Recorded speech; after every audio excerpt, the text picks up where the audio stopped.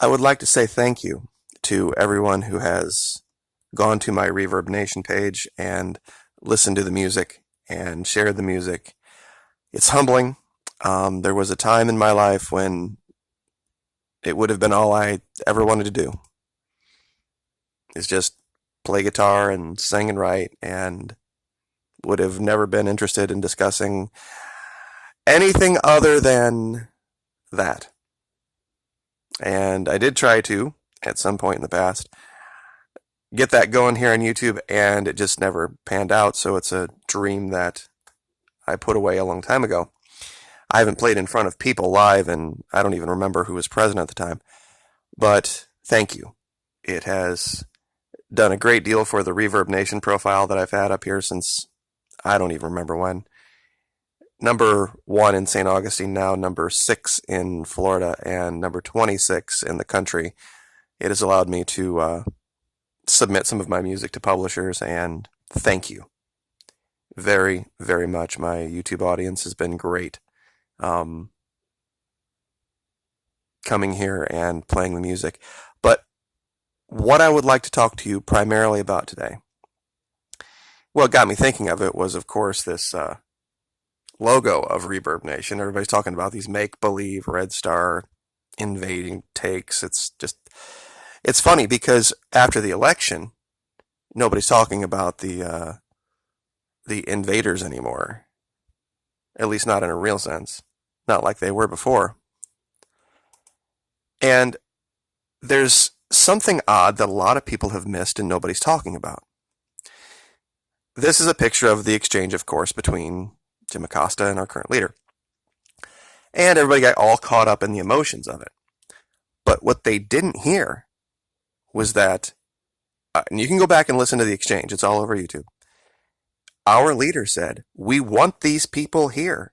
We want them here legally. We want them here through a process because we have all of these businesses coming here who are going to provide all of these jobs, and we need bodies to fill them, fill the roles, fill the positions. Now that should stun a lot of people. I thought the idea behind bringing business back here was so that Americans, people who are already Americans, could have good, high-paying living wage jobs. What he's saying is that we have companies coming here from overseas, providing good jobs, and we need these people coming across the border to be here legally to fill those jobs. Everybody missed that in this exchange. It's a jaw-dropping moment because people would have thought for sure that if these people truly are invaders, what does it matter if they have a legal piece of paper or not? Do you see what I'm saying? Whether they're here with a piece of paper or not here with a piece of paper shouldn't matter, right? Now, this voter ID thing, this clip of video, 45 seconds long, is from August 9th, 2016. This was a couple months before the election. I'd like you to listen to what he says. Voter ID. What's with that? What's with voter ID? Why aren't we having voter ID? In other words, I want to vote. Here's my identification. I want to vote. As opposed to somebody coming up and voting 15 times for Hillary. Well, and I will not tell you to vote 15 times. I will not tell you to do that. Okay? You won't vote 15 times. But people will. They'll vote many times. And how that... All right. So here's the idea, if I have the idea right. The current leadership wants there to be some kind of a card of some type that you can pull out of your wallet and confirm on demand that you are a United States citizen and entitled to your vote. And that anyone who doesn't have that card should not be here under any circumstances. Because isn't the idea you don't want any non-citizens here? Isn't the idea that you don't want anybody who isn't supposed to be here and can't positively identify themselves as a U.S. citizen? You want them gone. You don't want them in the country at all. You want them to leave. Okay, that's fine. But understand, it's already been done in Venezuela. It's called El Carnet de la Patria. And it is your one-stop shop for all of your confirmed Venezuelan identification needs. You see, they have had the exact same problem that we've had here, and I've tried to illuminate this. You see, for years, Colombia, being the recipient of $500 million US dollars every year, has had these paramilitaries that have gone into Venezuela, where there are price-controlled goods and gasoline is only 6 cents a gallon. And they would come in here and they would buy all this crap up and then take it back across the border and sell it for a profit. And there's no way to look and tell the difference between a Venezuelan and a Colombian simply looking at them. You have that kind of luxury here in America that a lot of Americans are Europeans, and the people coming here across the border are more dark-skinned types. So, you can look and, make some kind of a spitball judgment on who you think should and shouldn't be here. But down here, not possible. So they've already rolled it out so that you can't buy gasoline. You can't buy goods. You can't take advantage of any government benefits or government programs or the rights that Venezuelan citizens have unless you have your ID.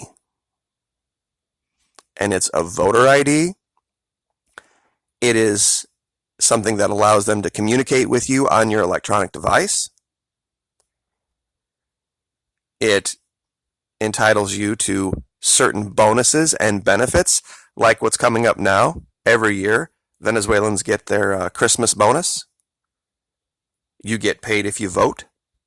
And you mark my words, that's coming here. But it's a requirement, much like in Brazil. It is a requirement, a legal requirement, that you vote. And if voter ID comes here, you can guarantee that's going to be the case. And they're going to get the people to beg for it, just like they are now. So this whole mark of the beast thing that you guys are worried about, you're going to ask for it. They're not going to force it on you. They're going to give you a choice. Either you can be against us or you can be with us. And anybody who is, of course, against voter ID, you've already demonized. See, you think it's going to stop with just a card that you can or cannot have, that you can leave at home, that is only going to be just for voting and voting only. That isn't how the government works. And you know it as well as I do. You give them an inch, they take a mile. And people are going to beg for the government to mark them and ID them. And you're being played. You see, this is something that is the long game. This is a video where the current leader of Venezuela is trying to talk to the people of Chile about how the mass media is using psyops to keep them divided. See, this is something you would have thought you would have seen in Venezuela by now. Giant, armored, pseudo-tank-looking vehicles with government soldiers standing around, shooting at students protesting the high rate of tuition. And that's what's going on in Colombia. Since the election of this madman, this place has turned into a war zone, but nobody is talking about it. The shootings, the killings, the raids. But because they're now members of NATO and they're the pro-US lackey in South America, you're not going to hear any negative stories about them. But you mark my words, it's coming. It's coming, and those of you who support the current administrator are going to have been complicit in asking for it, begging for it, requiring it. I know it's not the idea that you have, but it's going to be how they solve the problem. Because you think there is an invasion coming across your border and it's costing you money and you can't afford it and they're raiding our social programs and it's bankrupting us. This is the exact same thing that happened here. All those pictures that you're seeing coming across the bridge and back and forth and buying groceries and migrating and all this, and from Brazil down here too, same thing, same reason.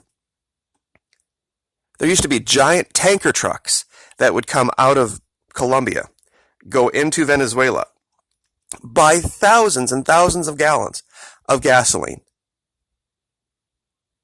and then go back across at dirt cheap, seriously dirt cheap, 5-6 cents a gallon, take it back into Colombia, and then sell it for the going rate, which is $3, $4, $5. There was even stories out, I wish I would have brought one of them up, that talk about how there's drug dealers that have gotten out of dealing drugs because there's so much more money to be made in dealing black market dollars, food, and fuel out of Venezuela. And that's why they have had to harden their borders. And now that their borders are hardened, that's part of the reason there is all the violence in Colombia now. Because there's turf wars. They're getting back into the drug dealing game because everything's dried up in Venezuela. Because over there now, to get gasoline, you have to have that Carnet de la Patria. And that's not an easy thing to fake or mimic. They'll figure it out. Eventually they will. But it's just going to turn Venezuela into a state where you're going to have to be able to produce this on demand. And it's just a precursor to what's going to happen here. Because of people talking about invasions and red stars and all this other nonsense. That never happened. It's going to be the reason the government says, we have heard your cry, America. We are going to introduce this new ID card, and it's going to be one-stop shop. It's going to be it's going to be your health care. It's going to be your employment information. It's going to be your banking information. It's going to be everything. So that you can for sure be able to make sure that anybody inside our borders is 100% in bed with either the R or the D. And yes, your voting history will be there too. Because that's why you wanted it. That's exactly why you wanted it, right? So that you could prove you were somebody better and higher and more important than some other person.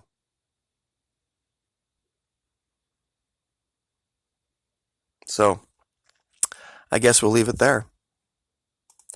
But once again, thank you so much. I appreciate it.